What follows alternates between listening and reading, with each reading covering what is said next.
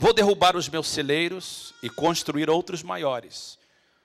E ali guardarei toda a minha safra e todos os meus bens, e direi a mim mesmo: você tem grande quantidade de bens armazenados para muitos anos. Descanse, coma, beba e alegre-se. Contudo, Deus lhe disse: insensato, esta mesma noite a sua vida lhe será exigida. Então, quem ficará com o que você preparou? Assim acontece com quem guarda para si riquezas, mas não é rico para com Deus. Segunda passagem, Lucas capítulo 18, começando do verso de número 18. Lucas 18, começando do verso de número 18. Certo homem importante lhe perguntou: bom mestre, que farei para herdar a vida eterna? Por que você me chama bom? Respondeu Jesus. Não há ninguém que seja bom a não ser somente Deus. Você conhece os mandamentos: não adulterarás, não matarás, não furtarás, não darás falso testemunho, honra teu pai e tua mãe. A tudo isso tenho obedecido desde a adolescência, disse ele. Ao ouvir isso, disse-lhe Jesus: falta-lhe ainda uma coisa. Venda tudo o que você possui e dê o dinheiro aos pobres, e você terá um tesouro nos céus. Depois, venha e siga-me. Ouvindo isso, ele ficou triste, porque era muito rico. Vendo-o entristecido, Jesus disse: como é difícil aos ricos entrar no reino de Deus. Oremos. Pai, obrigado pela tua palavra. Santifica no nosso coração e nos nossos ouvidos, em nome de Jesus. E todo o povo de Deus diga amém. Podemos sentar, queridos. No centro de todo pecado está o egoísmo. No centro de todo pecado está o egoísmo.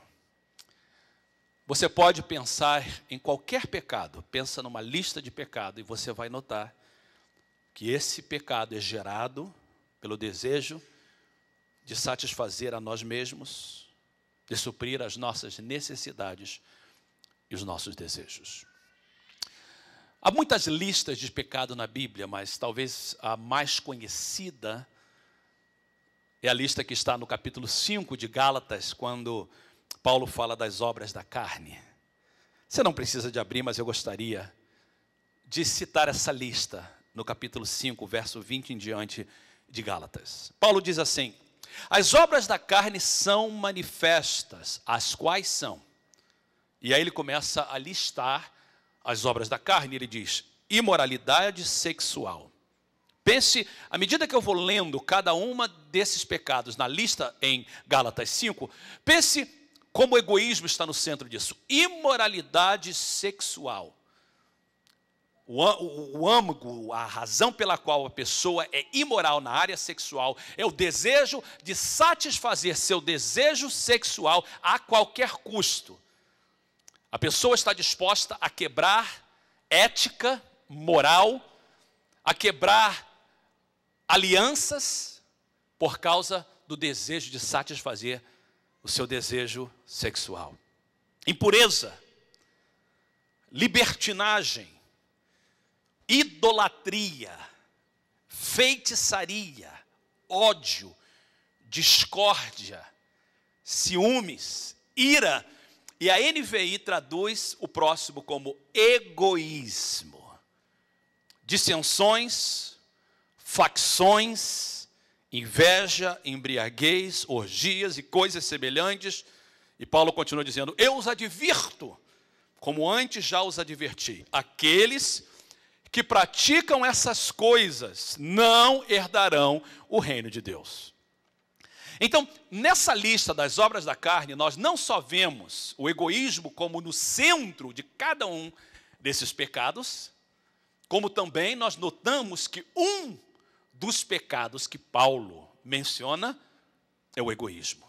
E Paulo diz, aqueles que praticam essas coisas não herdarão o reino de Deus. É interessante que se você tem uma outra tradução, uma outra versão da Bíblia que não seja a NVI que eu li, você vai encontrar outra palavra usada aí em vez de egoísmo. A mais comum é a palavra peleja. Quantos tem na sua Bíblia peleja? Alguns têm peleja? A maioria de vocês, talvez, se você não tem a NVI, peleja. Por que a NVI usa egoísmo, e as outras traduções usam peleja? Parecem duas palavras totalmente diferentes. A palavra no original usada por Paulo é a palavra grega eritheia, que antes de Paulo só é encontrada nos manuscritos antigos, usado por Aristóteles, para denotar pelejas políticas que buscam interesses próprios por meios injustos. Pelejas políticas que buscam interesses próprios por meios injustos. Paulo usa essa palavra em Efésios 1,17. Paulo dizendo em Efésios, ele diz assim, aqueles que pregam Cristo por ambição egoísta, sem sinceridade, Filipenses 1,17. Aqueles que pregam Cristo por ambição egoísta, sem sinceridade, pensando que me podem causar sofrimento enquanto estou preso. Então a palavra em Filipenses 1 é a palavra ambição egoísta. Se você tem a Bíblia Plenitude, você vai descobrir que a Bíblia Plenitude, ela faz um estudo nessa palavra, e ela diz o seguinte, essa palavra passou a descrever uma pessoa que só estava preocupada. Preste atenção, por favor. Uma pessoa que só estava preocupada com o seu próprio bem-estar. Uma pessoa suscetível a ser subornada. Uma pessoa ambiciosa e rebelde procurando oportunidade de promoção. Daí surgiu a propaganda eleitoral, um espírito partidário que recorre a qualquer método para ganhar seguidores. Ou seja, a palavra usada em algumas Bíblias de pelejas e na NVI de egoísmo significa uma pessoa que busca agradar a si mesmo, custe o que custar.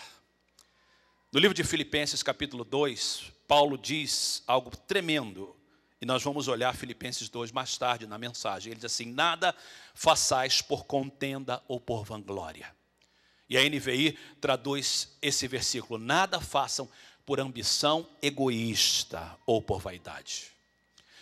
O que eu estou tentando mostrar é que egoísmo é definido como amor exclusivo à pessoa e os interesses próprios. Egoísmo é isso, é quando a gente ama a nós mesmos tanto que a gente sempre busca o nosso próprio bem-estar. E vamos ser sinceros, egoísmo faz parte de nós. Egoísmo faz parte do ser humano. Ninguém quer admitir ser egoísta, mas todos nós, de certa forma, somos egoístas e somos egocentristas. Pensemos, por favor, nas nossas orações. Se você parar para ouvir as orações que nós oramos, a forma que nós falamos com Deus, você vai notar que nas nossas orações está sempre o nosso bem-estar. Poucas vezes, ou raras vezes, ou nós oramos muito mais para o nosso bem-estar do que para os outros. Na nossa oração, a gente às vezes ora pelas pessoas que estão carecendo e passando dificuldade lá fora, oramos por outro irmão, mas geralmente nas nossas orações, o centro da oração, a maior parte do tempo, nós mesmos. Pense nas campanhas de oração que a gente faz. Quantas pessoas entram na campanha, por exemplo, vamos fazer uma campanha, irmãos, para a salvação do mundo. Vamos fazer uma campanha para Deus abençoar a igreja na Angola. Vamos fazer uma campanha para Deus abençoar os crentes que estão no Sudão. Nós não fazemos isso. As campanhas que nós fazemos sempre é para Deus me dar alguma coisa, para Deus liberar alguma coisa para mim, para Deus me abençoar financeiramente, para Deus abençoar os meus filhos, a minha casa, o meu esposo, a minha esposa, os meus netos. Nas decisões que nós fazemos, toda vez que a gente faz uma decisão, a gente sempre está buscando o nosso bem-estar, o nosso próprio interesse. Isso é normal, é algo natural, faz parte de sermos humanos. E ser humano caído, é claro. Então, por exemplo, quando a gente faz uma reunião, como nós fizemos na semana passada, com os pais da nova geração, ou quando a gente faz uma reunião